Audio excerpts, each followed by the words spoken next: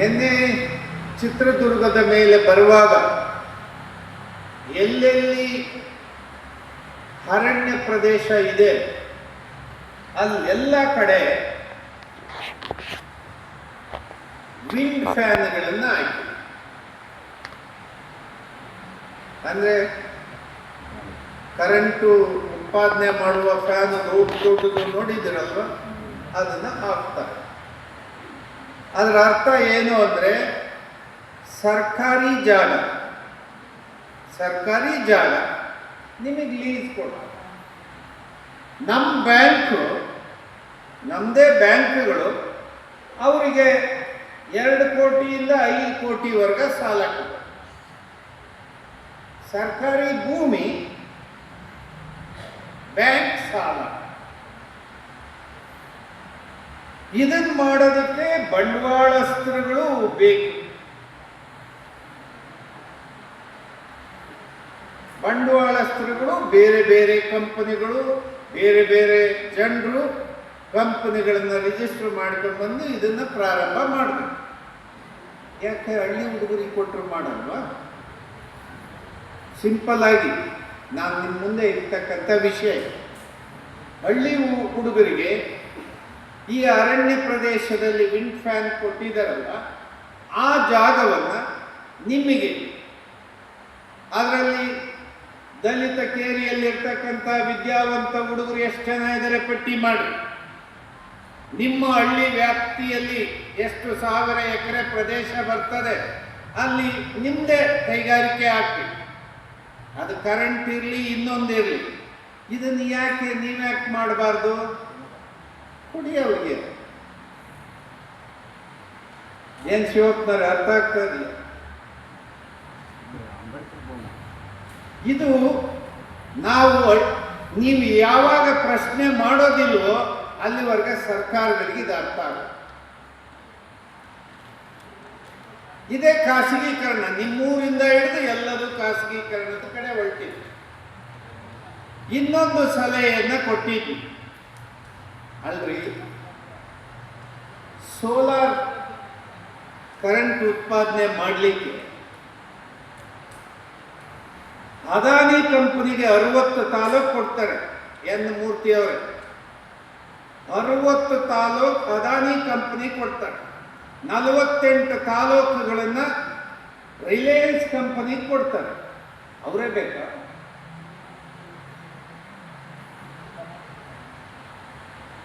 ಏನು ಅವರೇ ಬೇಕೇನಪ್ಪ?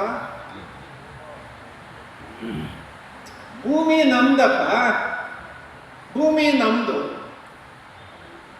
ಅದಕ್ಕೆ ಒಂದಿಷ್ಟು ಟೆಕ್ನಿಕಲ್ ಆಗಿ ಒಂದಿಷ್ಟು ಬೇಕಾಗ್ತಕ್ಕಂಥ ಸೋಲಾರ್ ಆ ಪ್ಲೇಟ್ಗಳು ಬೇಕು. ಬ್ಯಾಂಕ್ನವರು ಸಾಲ ಕೊಡ್ತಾ ಇದ್ದಾರೆ. ಅದಾನಿಗೂ ಬ್ಯಾಂಕ್ನವರೇ ಕೊಡೋದು, ಅಂಬಾನಿಗೂ ಬ್ಯಾಂಕ್ನವರೇ ಕೊಡೋದು, ಕರ್ನಾಟಕ ಸರ್ಕಾರ ಜಾಗ ಕೊಡೋದು. ಅವನು ತಂದು 1000 ಕೋಟಿಗಳು ಬಂಡವಾಳ ಹಾಕಿದ್ದೀನಿ ಅಂತ ಹೇಳೋದು. ಯಾಕೆ ಹಳ್ಳಿಲಿರೋ ಹುಡುಗರು, ಕೇರಿಲಿರೋ ಹುಡುಗರಿಗೆ ಕೊಟ್ಟರಾಗಲ್ವ? ಅವ್ರು ಮಾಡಲ್ವ? ವಿದ್ಯಾವಂತ ಹುಡುಗರು, ವಿದ್ಯಾವಂತರೇ ಬೇಕಂತೇನಿಲ್ಲ, ರೈತರು ಮಾಡೋಕ್ಕಾಗಲ್ವ? ಇದೆಲ್ಲ ಅದಾನಿ ಅಂಬಾನಿ ಕಂಪನಿಯವರೇ ಮಾಡಬೇಕಾ? ಲಕ್ಷ್ಮೀ ಮಿತ್ತಲ್ಲಿ ಕೊಡ್ತಾರೆ 2500 ಎಕರೆ ಭೂಮಿಯನ್ನು ಕರ್ನಾಟಕ. ಅವನೇ ಮಾಡ್ಬೇಕ? ಭೂಮಿ ನಮ್ಮದು, ಬಂಡವಾಳ ನಮ್ಮ ಬ್ಯಾಂಕ್, ಸರ್ಕಾರದ ಬಂಡವಾಳ. ಅವರು ಬಂಡವಾಳಸ್ಥರಾಗಬೇಕು. ಇದು ತಪ್ಪು ನೀತಿಗಳು ಮುಂದುವರಿಯೋದಕ್ಕೆ ಪೊಲೀಸ್ ಸ್ಟಾಪ್ ಹಾಕಬೇಕು ಅಂತ ಹೇಳ್ತಾ ಇರೋದು ನಾನು ನಿಮ್ಮಗಳಿಗೆ. ಹಳ್ಳಿನಲ್ಲಿ ಎಷ್ಟು ಉದ್ಯೋಗ ಸೃಷ್ಟಿಯಾಗುತ್ತೆ? ನಮ್ಮ ನಡುವೆ ಒಬ್ಬ ಸೋಲಾರ್ ಪ್ಲಾಂಟ್ ಹಾಕ್ತಾರೆ, ಒಂದು ವಿಂಡ್ ಫ್ಯಾನ್ ಹಾಕ್ತಾರೆ. ಇದೇನು ಡ್ಯಾಮ್ ಕಟ್ಟಿಬಿಟ್ಟು ಡ್ಯಾಮ್ನಲ್ಲಿ ದೊಡ್ಡ ಪ್ರಮಾಣದಕ್ಕೆ ವಿದ್ಯುತ್ ಶಕ್ತಿಯನ್ನು ಉತ್ಪಾದನೆ ಮಾಡಲಿಕ್ಕೆ ಒಂದು ರಾಜ್ಯದ 1/4 ಭಾಗ ಬಜೆಟನ್ನು ಇನ್ವೆಸ್ಟ್ ಮಾಡಬೇಕಾಗಿಲ್ಲ. ಎಲ್ಲದೂ ಕೂಡ ಸರ್ಕಾರಿ ಜಾಗ, ಸರ್ಕಾರಿ ದುಡ್ಡು. ಸರ್ಕಾರಿ ದುಡ್ಡು ಅಂದರೆ ಯಾರ್ದು? ನಮ್ಮ ತೆರಿಗೆ ದುಡ್ಡು. ಇದನ್ನು ನಮಗೆ ಮಾಡೋಕ್ಕೆ ಬರಲ್ವಾ? ಯಾರೋ ಮುಂಬೈಲಿ ಕಂಪನಿ ರಿಜಿಸ್ಟರ್ ಮಾಡಿದವನು ಡೆಲ್ಲಿಲಿ ಕಂಪನಿ ರಿಜಿಸ್ಟರ್ ಮಾಡಿದವನೇ ಬೇಕಾ? ಇದನ್ನ ನಾವು ಹಳ್ಳಿಗರು ಅಥವಾ ಗ್ರಾಮೀಣ ಜನರು ಅಥವಾ ದಲಿತ ಸಮುದಾಯಗಳು ಇದನ್ನ ಶೇರ್ ನಾವು ತಗಂದೇ ಇದ್ರೆ, ನಮ್ಮ ಉದ್ಯೋಗವನ್ನ ನಾವೇ ತಯಾರು ಮಾಡದೇ ಇದ್ರೆ ಮಶಾಣ ಆಗ್ತವೆ ಹಳ್ಳಿ. ಇದೇ ವಿಷಯವನ್ನ ಮುಂದುವರಿಸಿ ಹೇಳೋದು ಅಂದ್ರೆ, ಈಗ ಸರ್ಕಾರ ಏನ್ ಮಾಡಿದರೆ ಪಾಲಿಸಿ, ರೈತರು ವ್ಯವಸಾಯ ಮಾಡೋದು ಬೇಡ, ಪಾಪ ವಿಷ ಕೊಟ್ಟು ಸಾಯ್ತಾ ಇದ್ದಾರೆ. ಇದು ಬಹಳ ದೊಡ್ಡ ದೊಡ್ಡ ಚಿಂತಕರು ನಮ್ಮ ಜೊತೆ ಚರ್ಚೆ ಮಾಡಿ, ಏನು ಸರ್ ರೈತರು ಪಾಪ ವಿಷ ಕುಡಿದು ಸಾಯ್ತಾರೆ ಸರ್, ಆ ಸಾವು ತಪ್ಪಿಸ್ಬೇಕಂದ್ರೆ ಈ ಸಣ್ಣ ರೈತರು ಇದ್ದಾರಲ್ಲ ಅವ್ರನ್ನೆಲ್ಲ ಅಗ್ರಿಕಲ್ಚರಿಂದ ಬಿಡಿಸ್ಬಿಡ್ಬೇಕು ಸರ್. ಅವ್ರನ್ನ ಬಿಡಿಸ್ಬಿಟ್ಟು ಅವ್ರಿಗೆ ಬೇರೆ ಉದ್ಯೋಗದ ಕಡೆ ಕಳಿಸ್ಬೇಕು. ಎಲ್ಲಿ ಕಳಿಸೋದು? ಹೋಗ್ಲಿ ಸರ್, ಬೆಂಗಳೂರಂಥ ಪೇಟೆಗಳಿಗೆ ಹೋಗ್ಲಿ ಸರ್, ಅಲ್ಲೇನ್ರಿ ಉದ್ಯೋಗ ಸರ್? ಬೇಕಾದಷ್ಟಿದೆ ಸರ್, ಡ್ರೈವರ್ ಕೆಲಸಗಳು, ಹೆಣ್ಣು ಮಕ್ಕಳಿಗೆ ಮನೆ ಕೆಲಸಗಳು, ಪಾತ್ರೆ ಉಜ್ಜಕ್ಕೆ ಜನ ಇಲ್ಲದೆ ಅಂತ ಬೆಂಗಳೂರಿನಲ್ಲಿ ಪಾಪ ಅವ್ರು ಕಾಯ್ಕೊಂಡು ಪಾಪ ಕೆಲಸ ಮಾಡೋಕ್ಕೆ ಜನ ಇಲ್ಲ ಅಂತ ಹೇಳಿ ಹುಡುಕ್ತಾ ಇದ್ದಾರೆ. ಹೋಗ್ಲಿ ಸರ್ ಅವರೆಲ್ಲ. ಈ ಥರದ ಬುದ್ಧಿಜೀವಿಗಳ ಒಂದು ಆಲೋಚನೆಗಳು ಇರುವ ಸಂದರ್ಭದಲ್ಲಿ ಕರ್ನಾಟಕ ಉದಾಹರಣೆ ತಗೊಂಡ್ರೆ ಬಂಧುಗಳೇ, ಕರ್ನಾಟಕ ಉದಾಹರಣೆ ತಗೊಂಡ್ರೆ 100ಕ್ಕೆ 95% ಸಣ್ಣ ರೈತರು, ಅಂದರೆ 5 ಎಕರೆಗಿಂತ ಕಮ್ಮಿ ಇರೋರು. 5 ಎಕರೆಗಿಂತ ಕಮ್ಮಿ ಇರೋರು ದೊಡ್ಡ ಪ್ರಮಾಣದಲ್ಲಿದ್ದಾರೆ. ನೀವು ಖಾಲಿ ಮಾಡಿದ್ರೆ ಮುಗೀತಲ್ಲ, ಕರ್ನಾಟಕದ ಹಳ್ಳಿಗಳು ಖಾಲಿ ತಾನೆ. ಇದನ್ನ ನಿರ್ಮಾಣ ಮಾಡಲಿಕ್ಕೆ ಭಾರತ ಸರ್ಕಾರ ಯೋಚನೆ ಮಾಡಿ ಕಾರ್ಯಕ್ರಮ ತಂದಿದ್ದು ಕೃಷಿ ಭೂಮಿಗೆ ಕಾರ್ಪೊರೇಟ್ ಕಂಪನಿಗಳನ್ನು ಕರ್ಕೊಂಡ್ಬರೋದು. ಕಾರ್ಪೊರೇಟ್ ಕಂಪನಿಗಳು ಬರಲಿಕ್ಕೇನೆ ಭೂ ಸುಧಾರಣಾ ಕಾಯ್ದೆಯನ್ನು ತಿದ್ದುಪಡಿ ಮಾಡಿದ್ರು. ಭೂ ಸುಧಾರಣಾ ಕಾಯ್ದೆ ತಿದ್ದುಪಡಿ ಮತ್ತೆ APMC ಕಾಯ್ದೆ ತಿದ್ದುಪಡಿ, ಎಸೆನ್ಷಿಯಲ್ ಕಮ್ಯುನಿಟಿ ಆಕ್ಟ್ ಅಗತ್ಯ ವಸ್ತುಗಳ ಸೇವೆ ಕಾಯ್ದೆಯನ್ನು ತಿದ್ದುಪಡಿ ಮಾಡಿದ್ದು. ಆ ತಿದ್ದುಪಡಿ ಮಾಡಿದ ಪರಿಣಾಮಕ್ಕೆ ಪಂಜಾಬಿನ ರೈತರು ಸಿಡಿದೆದ್ದಿದ್ದು. ಈ ಎಸೆನ್ಷಿಯಲ್ ಕಮ್ಯುನಿಟಿ ಆಕ್ಟ್ ಕೆಳಗಡೆ ನಮ್ದು FCI ಹೊರಟೋಗುತ್ತೆ. FCI ಇದೆಯಲ್ಲ, food corporation of India, SPI ಕಳೆದೋಗುತ್ತೆ. ಕಳೆದೋಗುತ್ತೆ ಅಂದರೆ ಏನಾಗುತ್ತೆ? ಪಂಜಾಬ್ನಲ್ಲಿ 100ಕ್ಕೆ 95% ನೀರಾವರಿ ಪ್ರದೇಶ. ನಿಮಗೆ ಗೊತ್ತಾ? ಪಂಜಾಬ್ ಗೊತ್ತಿದೆಯಾ? ನೋಡಿದ್ದೀರಾ? 100ಕ್ಕೆ 95% ಪಂಜಾಬ್ ನೀರಾವರಿ ಪ್ರದೇಶ. ಅಲ್ಲಿ ಭತ್ತ ಮತ್ತೆ ಗೋಧಿಯನ್ನು ಅತಿ ಹೆಚ್ಚು ಉತ್ಪಾದನೆ ಆಗಿದೆ. ಆ ಕಾರಣಕ್ಕೆ ರೈತರು ನಾವು ಕೃಷಿ ಮಾಡೋಕ್ಕಾಗಲ್ಲ ಅಂತ ಹೇಳಿ ಸ್ವಲ್ಪ ಕಾಲದಲ್ಲೇ ರೈತರು ಕೇಂದ್ರ ಸರ್ಕಾರದ ಕಡೆ ತಿರುಗಿ ಬಿದ್ದುಬಿಟ್ಟು. ಆಗ ಭಾರತ ಸರ್ಕಾರ ಹೇಳ್ತು, ನೀವು ಹೆದರಬೇಡಿ, ನೀವೇನು ಬೆಳಿತೀರೋ ಎಲ್ಲದನ್ನ ಖರೀದಿ ಮಾಡಕ್ಕೆ ನಾವಿದ್ದೀವಿ ಅಂತ ಹೇಳಿ FCI ಸೆಂಟರ್ ಚಂಡೀಗಢ ನಮ್ಮದು, ಅಂದರೆ ಪಂಜಾಬನ್ನೇ ಕೇಂದ್ರೀಕರಿಸಿ FCIನ ನಾವು ಶುರು ಮಾಡಿದ್ವಿ. ಈಗ FCI ಖಾಲಿ ಆಗುತ್ತೆ ಅಂದ ತಕ್ಷಣವೇ ಪಂಜಾಬಿನ ರೈತರು 2020ರ ನಮ್ಮ ಚಳುವಳಿಗೆ ಲಕ್ಷೋಪಲಕ್ಷ ಜನ ರೈತರು ಬಂದ್ಬಿಟ್ರು. ರಸ್ತೆಗಳು 35,000 ಟ್ರ್ಯಾಕ್ಟರ್ಗಳು, ಟ್ರಕ್ಗಳು ಹೆದ್ದಾರಿಗಳ ಮೇಲೆ ಬಂದ್ಬಿಟ್ಟು. ಆ ಕಾರಣಕ್ಕೆ ಆ ಚಳುವಳಿ ವರ್ಷಾನುಗಟ್ಟಲೆ ರಾಷ್ಟ್ರೀಯ ಹೆದ್ದಾರಿಗಳು, ಡೆಲ್ಲಿಯ 4 ದಿಕ್ಕಿನ ಹೆದ್ದಾರಿಗಳು ಕ್ಲೋಸ್ ಆಗಿದೆ. ಇದು ಪಂಜಾಬಿನ ರೈತರಿಗೆ ಅರ್ಥ ಆಯಿತು, ನಿಮಗೆ ಯಾಕೆ ಅರ್ಥ ಆಗ್ತಾ ಇಲ್ಲ ಅಂತ ಹೇಳಿ ನಾನು ಕೇಳು. ನಿಮಗೆ ಅರ್ಥ ಆಗದೇ ಇದ್ರೆ ಬಹಳ ಕಷ್ಟ. ಈಗ ಪಂಜಾಬಿನ ರೈತರು ಜಾಗೃತರಾಗಿ MSPಗೆ ಬಂದು ನಿಂತಿದ್ದಾರೆ. FCI ಉಳ್ಕೊಂತು, ಭಾರತ ಸರ್ಕಾರ ವಿಡ್ರಾ ಮಾಡಿರೋ ಕಾಯ್ದೆಯನ್ನು ಈಗ MSP ಬೇಕಂತೇಳಿ ನಿಂತಿದ್ದಾರೆ.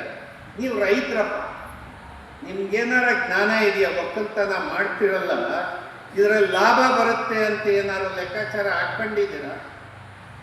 ಲೆಕ್ಕಾಚಾರ ಹಾಕದಲ್ಲೇ ಬದುಕ್ತಾ ಇರೋರು ಈ ಭೂಮಿ ಮೇಲೆ ಅಂದ್ರೆ ನಿಮ್ಮಂಥ ಮೂರ್ಖರು ಬಿಟ್ರೆ ಬೇರೆ ಯಾರು?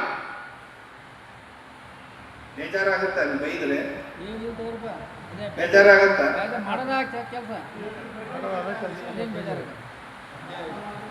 ಅಂದ್ರೆ ಲೆಕ್ಕಾಚಾರ ಇಲ್ದಲೆ ಉತ್ಪಾದನೆ ಮಾಡ್ತಾ ಇರೋ ನೀವು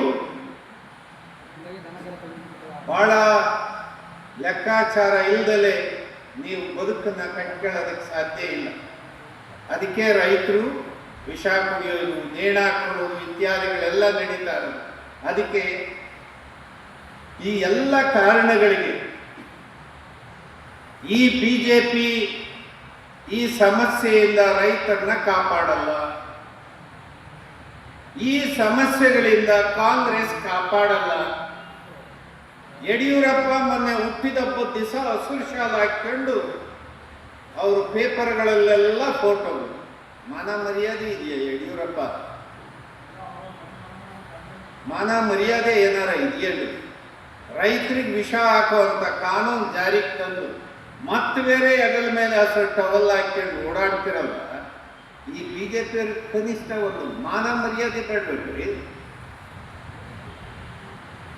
ಈ ಬಹಳ ದೊಡ್ಡ ಮರ್ಯಾದಸ್ಥ ಸಿದ್ದರಾಮಯ್ಯ ಆ ಕಾಯ್ದೆಯನ್ನ 2 ವರ್ಷ ಇಂಪ್ಲಿಮೆಂಟ್ ಮಾಡಿ ರೈತರು ಭೂಮಿ ಬೆಂಗಳೂರಿನಲ್ಲಿ ಸುತ್ತಮುತ್ತ ಏನಿದೆ ಒಂದು 8-10 ಜಿಲ್ಲೆಗಳು ಎಲ್ಲ ಗೋರಿ ಬಿಸಾಕಿದೆ.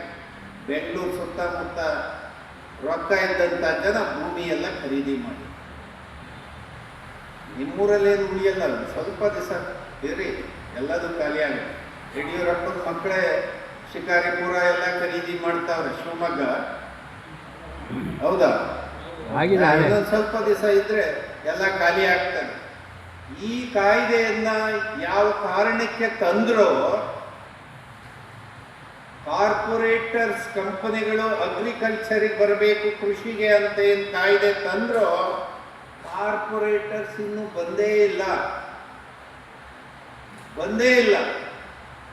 ಆಗಲೇ ಭೂಮಿ ಬೆಲೆ 1 ಲಕ್ಷ ಇದ್ದಿದ್ದು 10 ಲಕ್ಷ, 10 ಲಕ್ಷ ಇದ್ದಿದ್ದು 25 ಲಕ್ಷ, 25 ಲಕ್ಷ ಇದ್ದಿದ್ದು 1 ಕೋಟಿ ಜಂಪ್ ಆಯ್ತು. ಹೌದಾ? ಇನ್ನೂ ಬಂದಿಲ್ಲ ಅವ್ರು ಬರ್ತಾರೆ. ನೀನು 1 ಕೋಟಿ ಅಲ್ಲ, 5 ಕೋಟಿ ಅಲ್ಲ, 10 ಕೋಟಿ ಹೇಳಿದ್ರು ಅವ್ರು ಭೂಮಿ ಖರೀದಿ ಮಾಡ್ತಾರೆ. ಯಾಕೆ ಹೇಳಿ? ನರೇಂದ್ರ ಮೋದಿ ಅಂತ ಪ್ರಧಾನ ಮಂತ್ರಿ ಇದ್ರೆ ಸಾಕು, ನೀವು ಎಷ್ಟು ಲಕ್ಷ ಕೋಟಿ ಸಾಲ ಮಾಡಿದ್ರೋ ನಮ್ಮ ಬ್ಯಾಂಕಿಂದ ನಾವು ಮಾಫಿ ಮಾಡ್ಕೊಂತೀವಿ, ತಗೊಳ್ರಿ ಭೂಮಿ ಖರೀದಿ ಮಾಡಿ. ಅದಕ್ಕೆ ರೈತರ ಸಮಸ್ಯೆಗಳು, SC STಗಳ ಸಮಸ್ಯೆಗಳಿಗೆ ಈ ಯಾವುದೇ ರಾಜಕೀಯ ಪಕ್ಷಗಳು ನಿಮ್ಮ ಬದುಕನ್ನು ಕಟ್ಟಿಕೊಡ್ಲಿಕ್ಕೆ ಯಾವುದೇ ಕಾರ್ಯಕ್ರಮ ಇಲ್ಲ. ನಿರ್ಮಲಾ ಸೀತಾರಾಮ್ ಮೊನ್ನೆ ಬಜೆಟ್ ಅಲ್ಲಿ 7 ಲಕ್ಷ ಕೋಟಿ ಕೃಷಿಗೆ ಅಂತ ಇಟ್ಟಿದ್ದಾಳೆ. 7 ಲಕ್ಷ ಕೋಟಿ ಕೃಷಿಗೆ. ನಿಮ್ಗೇನು ಅರ್ಥ ಆಯ್ತು? ನಿಮಗೆ ಅರ್ಥ ಆಗಿದ್ದೇನು ಹೇಳ್ರಪ್ಪ?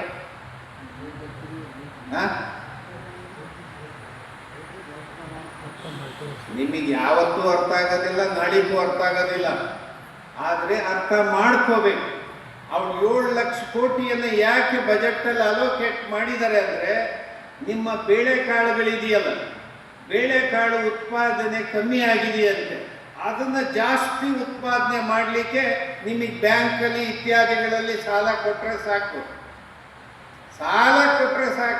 ಯಾನಾರ ಹಾಕೋಕೊಳ್ಳಿ, ಯಾವ್ದೊಂದು 25 ಸೈ ನೋಡಿಯೋದು, ದುಡ್ಡು ತರೋದು, ಬೆಳೆಯೋದು, ಲಾಟ್ ಹಾಕಿ ಅಂತ ಕೊಡೋದು ದೇಶಕ್ಕೆ. ನಿನ್ನ ಮನೆ ಹಾಳಾಗೋದ್ರೂ ಪರವಾಗಿಲ್ಲ. ಇಲ್ಲಿ ನಿಮಗೆ ಸರಿಯಾಗಿ ಗೊತ್ತಾಗಬೇಕಾಗಿರೋದು, ಅವರು 7 ಲಕ್ಷ ಕೋಟಿ ಬಜೆಟಲ್ಲಿ ಇಟ್ಟಿರೋದು ನಿಮ್ಮ ಬದುಕು, ನೀವು ಚೆಂದಾಗಿರಬೇಕು, ರೈತರಿಗೆ ಒಳ್ಳೇದಾಗಬೇಕು ಅಂತ ಅಲ್ಲ. ಹೆಚ್ಚು ಬೆಳೆಸಬೇಕು, ಉತ್ಪಾದನೆ ಜಾಸ್ತಿ ಮಾಡಬೇಕು, ಅದನ್ನು ಮಾಡಲಿಕ್ಕೆ ಹೊರಟಿದ್ದಾರೆ. ಮೊನ್ನೆ ಸಿದ್ದರಾಮಯ್ಯಗೂ ಅದನ್ನೇ ಹೇಳಿದ್ವಿ. ಸೆಂಟ್ರಲ್ ಗೌರ್ಮೆಂಟ್ ಬಜೆಟಲ್ಲಿ ಹಿಂಗೆ ಮಾಡಿದ್ರು, ನಿನ್ನ ಬಜೆಟಲ್ಲಿ ಏನಪ್ಪ ಮಾಡ್ತೀರಿ? ನೀವು ಕೃಷಿಗೆ ಅಂತ ಹೇಳಿ ನೀವು ಆದ್ಯತೆ ಕೊಡೋದು ಬೇಡ. ಕೃಷಿ ಅಂದರೆ ಬೀಜಕ್ಕೆ, ಗೊಬ್ಬರಕ್ಕೆ, ಟಾರ್ಪಲ್ಗೆ, ಟ್ಯಾಕ್ಟ್ರಿಗೆ, ಟಿಲ್ಲರ್ಗೆ, ಪೆಸ್ಟಿಸೈಡ್ ಹೊಡೆಯೋಕೆ, ಅವಕ್ಕೆಲ್ಲ ಸಬ್ಸಿಡಿ. ಅವಕ್ಕೆಲ್ಲ ಯಾಕೆ ಅರ್ಧ ರೇಟಿಗೆ ಕೊಡ್ತಾರೆ ಹೇಳಿ?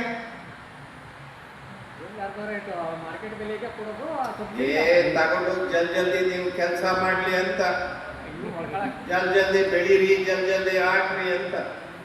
ನಿಮ್ಮನ್ನು ಉದ್ಧಾರಕ್ಕಲ್ಲ ಅದೆಲ್ಲ. ಅದಕ್ಕೆ ಚಲುವರಾಯ ಸ್ವಾಮಿ ನಾನು ನೋಡ್ತಾ ಇದ್ದ, ನಿಮ್ಮ ಕಾರ್ಯಕ್ರಮದಿಂದ ರೈತರು ಬದುಕು ಹಸನಾಗಕ್ಕೆ ಸಾಧ್ಯ ಇಲ್ಲ, ಹೆಚ್ಚು ಉತ್ಪಾದನೆ ಮಾಡ್ಲಿಕ್ಕಷ್ಟೇ ರೈತರನ್ನ ಬಳಕೆ ಮಾಡ್ತಾ ಇದ್ದೀವಿ. ಇವು ತಲೆ ಇಲ್ದವು ದುಡ್ದು ಮುಕ್ಕುರ್ದು ದುಡ್ದು ಅಂತ ನೆಗದು ಬಿದ್ದು 60 ವರ್ಷಕ್ಕೆ ದಿಕ್ಕು ಪಾಲ ಯಾವ್ದಂಗೆ ಹೋಗ್ತವೆ. ಅದಕ್ಕೆ ಹೇಳಿದ್ದು ರೈತರ ಬದುಕಿಗೆ. ಈಗ ಸೆಂಟ್ರಲ್ ಗೌರ್ಮೆಂಟ್ 16 ಲಕ್ಷ ಕೋಟಿ ಮನೆ ಒಂದು 6 ತಿಂಗಳಲ್ಲಿ ಒಂದು 25 ಜನರಿಗೆ ಮಾಫಿ ಮಾಡಿದ. ಅವರು ಏನಾದರೂ ಬೆವರು ರಕ್ತ ಏನಾದರೂ ಸುರಿಸಿ ಏನಾದ್ರು ದೇಶಕ್ಕೆ ಉತ್ಪಾದನೆ ಮಾಡಿದಾರ? ಇಲ್ವಲ್ಲ. ಅವರು ಬಂಡವಾಳ ಬ್ಯಾಂಕ್ ಅಂತ ತೆಗೆದ್ರು ಹಾಕಿದ್ರು, ಅವನಿಗೆ ಹೊರೆ ಆಗಬಾರ್ದಂತ ಅವನ ಸಾಲ ಮನ್ನಾ ಮಾಡಿದ್ರು. ನಿಂದ ಹಂಗಲ್ಲ, ನಿನ್ನ ದೇಹನೇ ಕರಗಿಸಿ ಭೂಮಿಗೆ ಹಾಕಿ ಸಂಪತ್ತನ್ನು ಸೃಷ್ಟಿ ಮಾಡಿರೋ ನೀನು ಇವತ್ತು ಬಿಕಾರಿಯಾಗಿ ಹೋಗ್ತಾ ಇದೀಯ, ನೀನು ನೋಡ್ತಾ ಇಲ್ಲ ಅನ್ನೋದಾದ್ರೆ ಊರಿನಲ್ಲಿ ಅಲ್ಲಿ ಪಾರ್ಟಿ ಮಾಡ್ಕೊಂಡು ಕಾಂಗ್ರೆಸ್ BJP ಮಾಡ್ಕೊಂಡು ಬಡ್ದಾಡ್ಕೊಂಡು ಈಗ 5 ವರ್ಷದಿಂದ ಕೋರ್ಟ್ ತಿರುಗ್ತಾ ಇದ್ರಿ. ನೀವು ಮಾನಗೆಟ್ಟ ಜನ, ನಿಮಗೆ ಸರಿ ಇದೆಯಾ ಬುದ್ಧಿ ಅಂತ ನಾನು ಕೇಳ್ತೀನಿ. ನಿಮ್ಮನ್ನ ಬದುಕು ನಾಶ ಮಾಡಿದವರು, ನಾಳೆಯ ಭವಿಷ್ಯ ನಿಮಗೆ ಹಾಳಾಗಬೇಕು ಅಂತೇಳಿ ಬಯಸ್ತಾ ಇರೋರು, ನೀವು ಹಾಳಾಗಿ ಹೋಗ್ಲಿ ಅಂತೇಳಿ ಕಾಯ್ದೆ ಕಾನೂನುಗಳನ್ನ ಮಾಡೋರನ್ನ ನಂಬ್ಕೊಂಡು ನೀವಿವತ್ತು ಹೊರಟಿದ್ದೀರಲ್ಲ, ನಿಮ್ಮಂಥ ಬುದ್ಧಿಗೇಡಿಗಳು ಬೇರೆ ಎಲ್ಲರೂ ಸಿಗ್ತಾರೆ. ಅದಕ್ಕೇನೆ ಇವ್ರ ಕಡೆಯಿಂದ ಸಾಧ್ಯ ಇಲ್ಲ. ಇವರೆಲ್ಲ ಶ್ರೀಮಂತರನ್ನ ಅಲಂಕಾರ ಮಾಡಿ ಜಗತ್ತಿನ ಶ್ರೀಮಂತರ ಪಟ್ಟಕ್ಕೆ ಎತ್ತದಕ್ಕೆ ನರೇಂದ್ರ ಮೋದಿ ಸರ್ಕಾರ ಮುಕ್ಕುರ್ದು ಮೇಲೆ ಕೆತ್ತಾರೆ. ಮೊನ್ನೆ ಒಂದು ಜಾಗತಿಕ ಬಂಡವಾಳದಾರರದ್ದು ಒಂದು ಸಮಾವೇಶ ಮಾಡಿದ್ರು ಬೆಂಗಳೂರಿನಲ್ಲಿ. ಅದಕ್ಕೆ ಜಿಮ್ ಅಂತೇಳಿ ಕರೀತಾರೆ. ಈಗ ಮಧ್ಯಪ್ರದೇಶದಲ್ಲಿ ಜಿಮ್ ನಡೆಸ್ತಾ ಇದ್ದಾರೆ ನರೇಂದ್ರ ಮೋದಿ. ಒಂದು 100 ಲಕ್ಷ ಕೋಟಿ ಬರುತ್ತೆ ಮಧ್ಯಪ್ರದೇಶಕ್ಕೆ ಅಂತ. ಯಾವ 100 ಲಕ್ಷ ಕೋಟಿನೂ ಬರಲ್ಲ, ಯಾವ 10 ಕೋಟಿನೂ ಬರಲ್ಲ. ಇದು ಎಲ್ಲದೂ ಕೂಡ ಜಾಗತಿಕ ಬಂಡವಾಳದಾರರ ಲಾಬಿ. ಜಗತ್ತಿನ ಮಟ್ಟದಲ್ಲಿ ಯಾರು ಬಂಡವಾಳಶಾಹಿಗಳಿದ್ದಾರೆ ಇವ್ರನ್ನ WTO ಅಂತೇಳಿ ಕರಿತೀವಿ, ವರ್ಲ್ಡ್ ಟ್ರೇಡ್ ಆರ್ಗನೈಜೇಷನ್ ಅಂತ. ಈ ವರ್ಲ್ಡ್ ಟ್ರೇಡ್ ಆರ್ಗನೈಜೇಷನ್ ಏನು ಮಾಡಿದ್ರು, ಸರ್ಕಾರಗಳ ಮುಂದೆ ಹೋಗಿ ಭೂಮಿ ಕೇಳಿದರೆ ಅಲ್ಗಿರಿಕೆ ನಿಂತ್ಕೋಬೇಕು, ನಾವೊಂದು ಬುದ್ಧಿವಂತಿಕೆ ಮಾಡೋಣ, ಜಗತ್ತಿನಾದ್ಯಂತ ನಾವೇ ಲಾಬಿ ಮಾಡೋಣ, ಈ ಸರ್ಕಾರಗಳು ಗುಲಾಮರಂಗೆ ನಮ್ಮ ಕಾಲ ಹತ್ರ ಬಂದು ಬೀಳ್ತಾರೆ ಅಂತ ಹೇಳಿ ಅವರು ಜಗತ್ತಿನ ಲಾಬಿ ಮಾಡಿದ್ರು. ಅವರು ಜಗತ್ತಿನಲ್ಲಿ ಲಾಬಿ ಮಾಡಿದ ಕಾರಣಕ್ಕೆ ಈ ಬಕ್ರಾಗಳು, ನಮ್ಮ ಮುಖ್ಯಮಂತ್ರಿಗಳು, ನಮ್ಮ ಪ್ರಧಾನಮಂತ್ರಿಗಳು, ಇಂಥ ಬಕ್ರಾಗಳು ನಮ್ಮೂರಿಗೆ ಬರ್ರಿ ಬಂಡವಾಳ ತಗೊಂಡು, ನಮ್ಮೂರಿಗೆ ಬರ್ರಿ ಬಂಡವಾಳ ತಗೊಂಡು, ನಮ್ಮೂರಿಗೆ ಬರ್ರಿ ಅಂತ ಹೇಳಿ ಅವ್ರು ದಮ್ಮಯ್ಯ ಗುಡ್ಡೆ ಇಟ್ಕೊಂಡು ಕರ್ಕೊಂಬಂದು ವೇದಿಕೆ ಮೇಲೆ ಕೂರಿಸ್ಕೊಂಡು ಇವ್ರು ಇಷ್ಟಾಗ್ತಾರೆ, ಅವ್ರು ಅಷ್ಟಾಗ್ತಾರೆ, ಅವ್ರು ಅಷ್ಟಾಗ್ತಾರೆ. ಈಗ ಕರ್ನಾಟಕ ಇದ್ದಕ್ಕಿದ್ದಂಗೆ ಇನ್ನು 10 ವರ್ಷಕ್ಕೆ ಧಡಾರ್ ಅಂತ ಹೇಳಿ ಮ್ಯಾಕ್ ಎದ್ದು ನಿಂತ್ಕೊಂಡ್ಬಿಡುತ್ತೆ ಅಂತ ತೋರಿಸ್ತಾರೆ. ಇಲ್ಲಿ ಯಾವನು ಬರಲ್ಲ, ಯಾವ ರಾಜ್ಯಕ್ಕೂ ಇಲ್ಲಿ ನನ್ನ ಪ್ರಶ್ನೆ. ಮೊನ್ನೆ ಸಿದ್ದರಾಮಯ್ಯ ಹಿಂದೆ 5 ವರ್ಷ, ಮಧ್ಯೆ 5 ವರ್ಷ, ಈಗ 2 ವರ್ಷ, 12 ವರ್ಷದಲ್ಲಿ ಯಾರು ಎಷ್ಟೆಷ್ಟು ಲಕ್ಷ ಕೋಟಿಯನ್ನು ಕರ್ನಾಟಕಕ್ಕೆ ತಂದು ಉದ್ದಿಮೆದಾರರು ಬಂಡವಾಳ ಹಾಕಿದ್ದಾರೆ? ಒಂದು ಪಟ್ಟಿ ಬಿಡುಗಡೆ ಮಾಡ್ತೀರಾ? ಪಟ್ಟಿ ಬಿಡುಗಡೆ ಮಾಡ್ತೀರೇನಪ್ಪ? ಹೋಗಿ, ನಿಮಗೆ ಪಟ್ಟಿ ಅಂದರೆ ಭಾಳ ದೊಡ್ಡದು ಕಾಣುತ್ತೆ. ಒಂದು 4-5 ಹೆಸರು ಹೇಳ್ತೀರಾ, ಬೆಳ್ಳೆ ಎಣಿಕೆ ಅಷ್ಟು, 1, 2, 3, 4, ಇವನಿಷ್ಟು 1000 ಕೋಟಿ ಹಾಕ್ದ, ಇವನಿಷ್ಟು 1000 ಕೋಟಿ ಹಾಕ್ತಾ ಹೇಳ್ತೀರಾ? ಏನೇನು ಇಲ್ಲ. ನಿಮ್ಮ ಭೂಮಿ ಒಡೆಯಕ್ಕೆ ಇದೊಂದು ಬಂಡವಾಳದಾರರ ಸಮಾವೇಶ ಅಂತೇಳಿ ಮಾಡೋದಷ್ಟೆ. ಸ್ನೇಹಿತರೆ, ಈಗ ನಾವು ಆಲೋಚನೆ ಮಾಡಬೇಕಾಗಿರೋದು, BJP ಒಂದೇ ಅದ. ಸಾಬ್ರು ಬೈಯಲು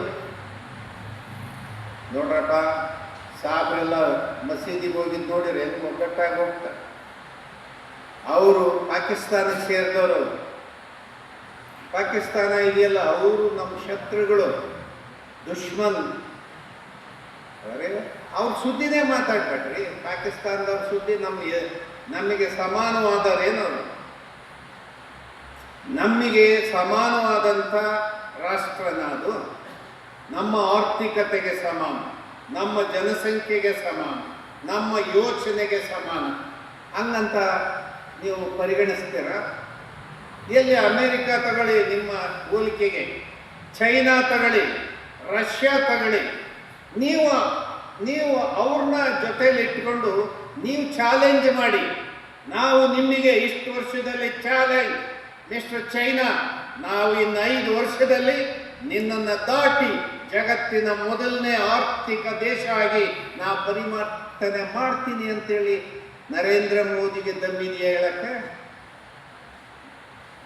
ಹೇಳಕ್ಕಾಗತ್ತ? ಅದನ್ನು ಬಿಟ್ಟು ದೇಶದ ಜನ ದಿಕ್ಸೋದಕ್ಕೆ ಆ ಪಾಕಿಸ್ತಾನ ಸುದ್ದಿ ಹೇಳೋದು, ಈ ಕಡೆ ಹಿಂದೂಗಳು ನೀವು ಅಲ್ಲಿ ಬಂದು ಪ್ರಯಾಗ್ರಾಜಲ್ಲಿ ಬಂದು ಮುಳುಗಿ ಹೇಳ್ತಾ ಇದ್ರೆ ನೀನು ಹಿಂದೂನೇ ಅಲ್ಲ ನೋಡು, ಅಲ್ಲಿ ಬಂದು ಮುಳುಗಿ ಎದ್ಮೇಲೆ ನೀನು ಪಾವನ ಆಗ್ತೀಯ ಅಂತ ಹೇಳಿ.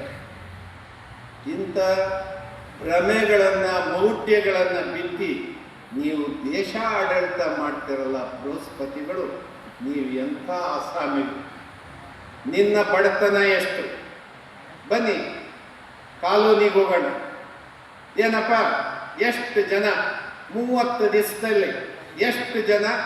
ಒಂದು ದಿನಕ್ಕೆ ನಿನಗೆ ಏನು ಕೂಲಿ ಇದೆ ಅಥವಾ ನಿನ್ನ ದುಡಿಮೆ ಏನಿದೆ, ಇದರಲ್ಲಿ ದುಡಿಮೆನಲ್ಲಿ ಎಷ್ಟು ಉಳಿಯುತ್ತೆ, ಎಷ್ಟು ಖರ್ಚಾಗುತ್ತೆ ಲೆಕ್ಕ ಹಾಕಿ ಬನ್ನಿ. ಅಲ್ಲೊಂದು 4 ಎಕರೆ 3 ಎಕರೆ ರೈತನ ಮನೆಗೆ ಹೋಗೋಣ. ಏನಪ್ಪ ರೈತ, ನಿನ್ನ ಭೂಮಿ ಇದೆ, ಏನು ಬೆಳಿತೀಯ, ಏನೇನು ಬೆಳೆದಿದೀಯ, ಈಗ ಮುಂಗಾರಲ್ಲಿ ಏನು ಮಾಡಿದೆ, ಏನು ಉಳಿತು, ಸಾಲ ಎಷ್ಟಿದೆ, ತೀರುವಳಿ ಎಷ್ಟಾಯಿತು, ಆದಾಯ ಎಷ್ಟು ಬಂತು ಲೆಕ್ಕ ಹಾಕಿ. ಇದು ತಾನೇ ಆರ್ಥಿಕವಾದ ಲೆಕ್ಕಾಚಾರ. ಹೌದಾ ಅಲ್ಲಪ್ಪ? ಹೌದಾ ಅಲ್ವಾ? ಇದು ಇಲ್ಲಿಂದ ಶುರು ಮಾಡ್ಬೇಕು ಬಜೆಟ್ ಅಂದ್ರೆ. ಇವ್ರು ಎಲ್ಲಿಂದ ಶುರು ಮಾಡ್ತಾರೆ? ನರೇಂದ್ರ ಮೋದಿ, ಸಿದ್ದರಾಮಯ್ಯ ಕಾರ್ಪೊರೇಟ್ ಕಂಪನಿಗಳಿಂದ ಶುರು ಮಾಡ್ತಾರೆ. ಇವಂದು ಇಷ್ಟು ಲಕ್ಷ ಕೋಟಿ ಇದೆ,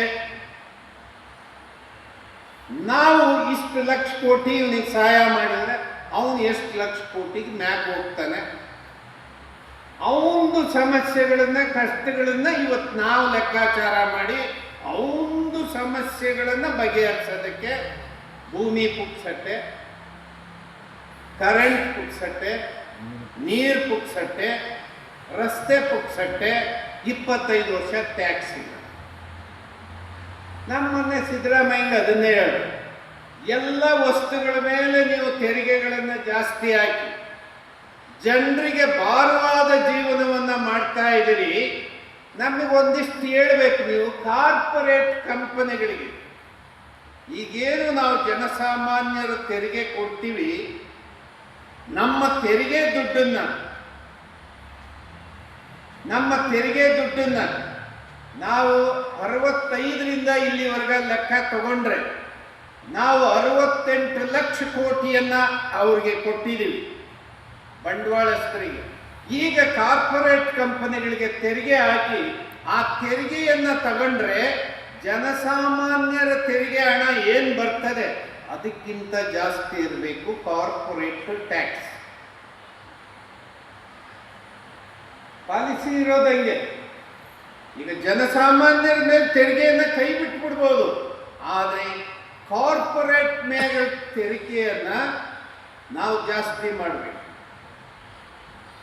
ಯಾಕೆಂದ್ರೆ ಇದು ಆರ್ಥಿಕವಾಗಿ ಜನಸಾಮಾನ್ಯರಿಗೆ ಹೊರೆ ಆಗಬಾರ್ದು.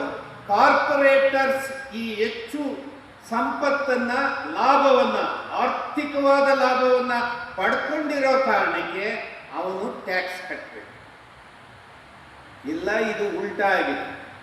ಮೊನ್ನೆ ಬಜೆಟ್ಗೆ ಮುಂಚೆನೆ ಭಾರತ ಸರ್ಕಾರ ಇನ್ಫೋಸಿಸ್ ನಾರಾಯಣ ಮೂರ್ತಿಗೆ 34 ಸಾವಿರ ಕೋಟಿ ಅವನು ಕೊಡಬೇಕಾದಂಥ ಒಟ್ಟು ತೆರಿಗೆಯನ್ನು ಮಾಫಿ ಮಾಡಿದ್ರು.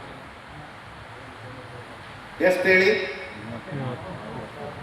34 ಸಾವಿರ ಕೋಟಿ ಅವನು ಕೊಡಬೇಕಾದ ತೆರಿಗೆಯನ್ನು ಕೈ ಬಿಟ್ಟು. ಯಾಕಪ್ಪ ಬಿಟ್ರಿ? ಈ 34 ಸಾವಿರ ಕೋಟಿ ತೆರಿಗೆ ಒಂದು ರಾಜ್ಯದಲ್ಲಿ ಉತ್ಪಾದನೆ ಆಗಬೇಕಂದ್ರೆ ಯಾವ್ಯಾವ ವಿಭಾಗದಲ್ಲಿ ಎಷ್ಟೆಷ್ಟು ಮಟ್ಟದ ತೆರಿಗೆಯನ್ನು ಜಾಸ್ತಿ ಮಾಡಬೇಕಾಗತ್ತಾ ಬೇಡ? ಇದು ಆಡಳಿತ ಮಾಡುವ ಪಕ್ಷಗಳು ಏನಿದ್ದಾವೆ, ಈ ಕಾಂಗ್ರೆಸ್ ಬಿಜೆಪಿಯವರು, ನಿಮ್ಮೂರಿಗೆ ಚುನಾವಣೆ ಬಂದರೆ ಬರ್ತಾರಲ್ಲ, ಶಿವಪ್ಪ ನಿನ್ನೆ ಸಂಜೆ ಹೇಳ್ತಾ ಇದ್ರು, ನಾನು ಚುನಾವಣೆಗೆ ಹಳ್ಳಿಗೆ ಹೋಗ್ತಾ ಇದ್ದೆ ಸರ್, ಊರ್ ಮುಂದೆ ಒಂದು 60-70 ಜನ ನಿಂತಿರೋರು. ಶಿವಪ್ಪ ಅವರ ಬಂದ್ರ? ಓಹೋ, ಬನ್ನಿ, ನಿಮ್ದೇನಿಲ್ಲ, ನೀವು ಒಳ್ಳೆ ಜನ, ನಡ್ರಿ ಅಂತ ಹೇಳಿ ನೀವು ನಡ್ರಿ ಅಂತ. ಮತ್ತೆ ನೀವು ಇಲ್ಲೇ ನಿಂತಿದ್ರಲ್ಲ, ಯಾಕೆ ಅಂದ್ರೆ, ಇಲ್ಲ ಆ ಕಾಂಗ್ರೆಸ್ ಬಿಜೆಪಿ ಅವ್ರು ಬರ್ತಾರೆ ಅಂತ ಕಾಯ್ತಾ ಇದ್ದೀವಿ, ನೀವು ನಡ್ರಿ ಅಂದ್ರೆ ನೀವು ದುಡ್ಡಿಲ್ಲದ ಪಾರ್ಟಿ, ನೀವು ಮುಂದಕ್ಕೆ ನಡ್ರಿ, ದುಡ್ಡಿರೋರ್ನ ಕಾಯ್ತಾ ಇದ್ದೀವಿ ಅಂತ. ಹೌದಾ ಶಿವಪ್ಪ? ಈ ಮಟ್ಟಕ್ಕೆ ಜನಸಾಮಾನ್ಯರು ಬರ್ತೀವಿ. ಆ ದುಡ್ಡು ಯಾರ್ದು? ದುಡ್ಡು ನಿಮ್ದೇ ಅಪ್ಪ. ಈ ಕಾರ್ಪೊರೇಟ್ ಕಂಪನಿಗಳು ಕೊಡ್ತಾರೆ ಚುನಾವಣೆಗೆ.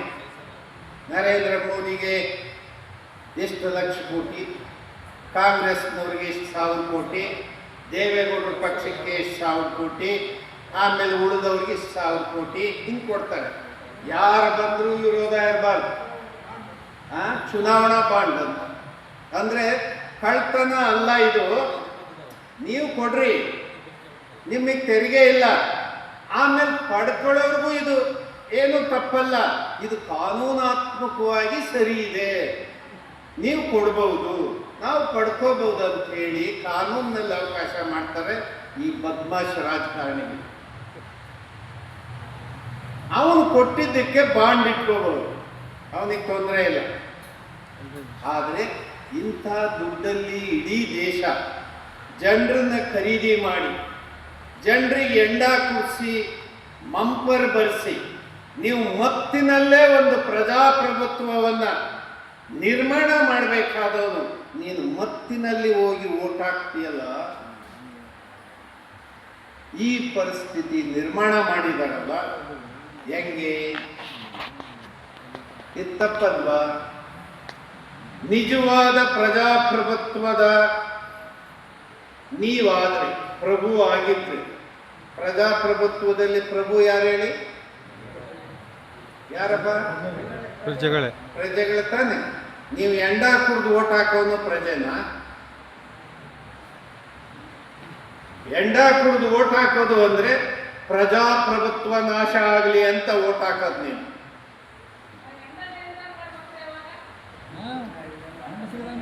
ಆ ಎಂಡ ನಿಲ್ಲಿಸ್ಬೇಕಂದ್ರೆ ಮುಂದಿನ ಸಾರಿ, ಈ ಸಾರಿ ಬಜೆಟ್ ಅಲ್ಲಿ ಸಿದ್ದರಾಮಯ್ಯಂದು 30,000 ಕೋಟಿ ಬರುತ್ತೆ ಎಂಡದಿಂದ.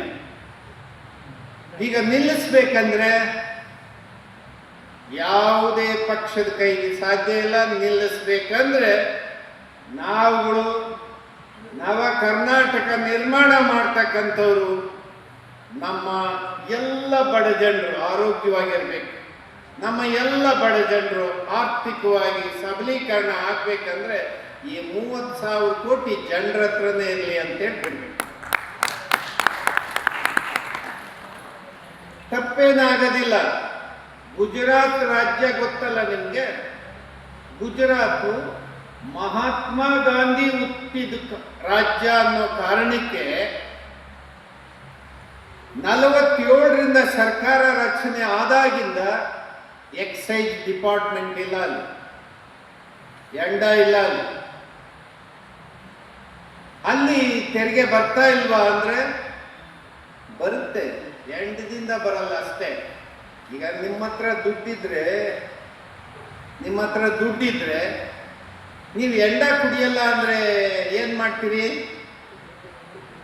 ಮಕ್ಕಳಿಗೆ, ಹೆಂಡತಿಗೆ, ಬಂಗಾರದ ಅಂಗಡಿಗೆ ಅಥವಾ ಬೇರೆ ಅಂಗಡಿಗೆ, ಬಟ್ಟೆ ಅಂಗಡಿಗೆ ಹೋಗ್ತಿರ್ತಾನೆ. ಮನೇಲಿ ದುಡ್ಡಿದ್ರೆ ದುಡ್ಡು ಎಲ್ಲೂ ಹೋಗಲ್ಲ, ಬೇರೆ ರೂಪದಲ್ಲಿ ಕರ್ನಾಟಕದ ಖಜಾನೆ ಬಂದೇ ಬರುತ್ತೆ. ಇವರೇನ್ ಮಾಡ್ತಾ ಇದ್ದಾರೆ? ಬಡತನ ಕಾಯಂ ಆಗಿರ್ಬೇಕು. ಕೊಡ ಲೈಸೆನ್ಸ್, MRP ಲೈಸೆನ್ಸ್ ಕೊಡ್ರಿ. ಊರಿನಲ್ಲಿ ಯಾವ್ಯಾವ್ದು ಚಿಲ್ಲರೆ ಅಂಗಡಿಗಳಿರ್ತವೆ ಎಲ್ಲ ಚಿಲ್ಲರೆ ಅಂಗಡಿಗಳಲ್ಲೂ ಬಾಟ್ಲಿ ಸಿಗ್ತವೆಲ್ಲಪ್ಪ, ಎಲ್ಲ ಕಡೆ. ಕರ್ನಾಟಕ ಸರ್ಕಾರಕ್ಕೆ ಗೊತ್ತಿಲ್ವಾ? ಜನಸಾಮಾನ್ಯರಿಗೆ ಇಷ್ಟೊಂದು ಸರಳವಾಗಿ ಎಂಡ ಸಿಕ್ಕುತ್ತೆ ಅಂದ ಮೇಲೆ ಹುಡುಗರ ಸಂಖ್ಯೆ ವಿಪರೀತ ಆಗಿದೆ ಅಂತೇಳಿ ಗೊತ್ತಿಲ್ವಾ? ಗೊತ್ತಿದೆ.